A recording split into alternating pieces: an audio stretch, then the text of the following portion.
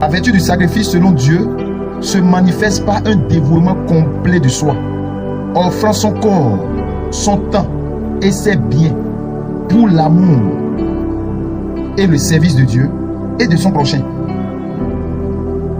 Donc quand on parle du sacrifice, c'est un dévouement complet de soi. Et en offrant son corps d'abord, ton temps, tes biens, pour l'amour et le service de Dieu et pour son prochain. Voilà pourquoi vous allez voir dans le livre de Proverbes chapitre 3, verset 9, il précise quelque chose. Il dit, honore l'Éternel avec les biens. Et honore l'Éternel avec tes biens. Qu'est-ce que nous faisons aujourd'hui?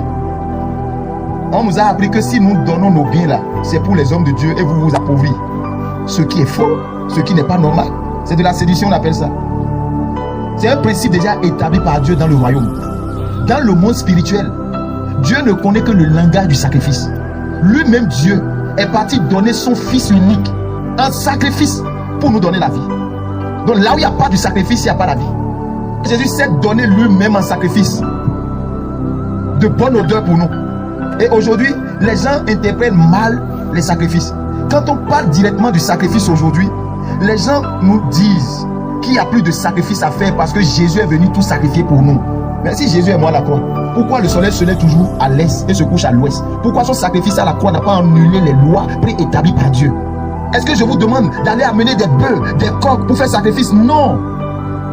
Ça là c'est déjà révolu. Il dit c'est un dévouement. Tu dois offrir ton corps, tes biens à Dieu.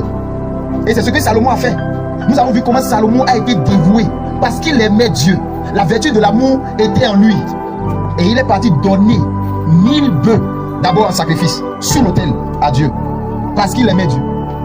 Et quand il a fait le sacrifice maintenant, Dieu lui est apparu et lui dit, Salomon, qu'est-ce que tu veux?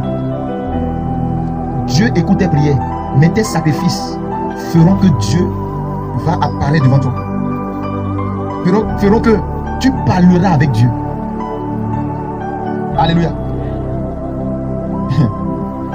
C'est pourquoi il a commencé par dire, tu dois offrir ton corps d'abord comme sacrifice à Dieu.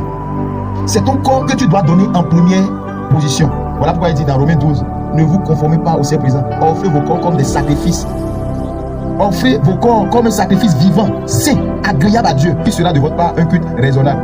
Donc si tu dois venir faire l'offrande, tu dois venir faire l'élévation d'autel, tu dois venir donner ta dîme, qui sont des sacrifices, des offrandes que tu donnes à Dieu, et que ton corps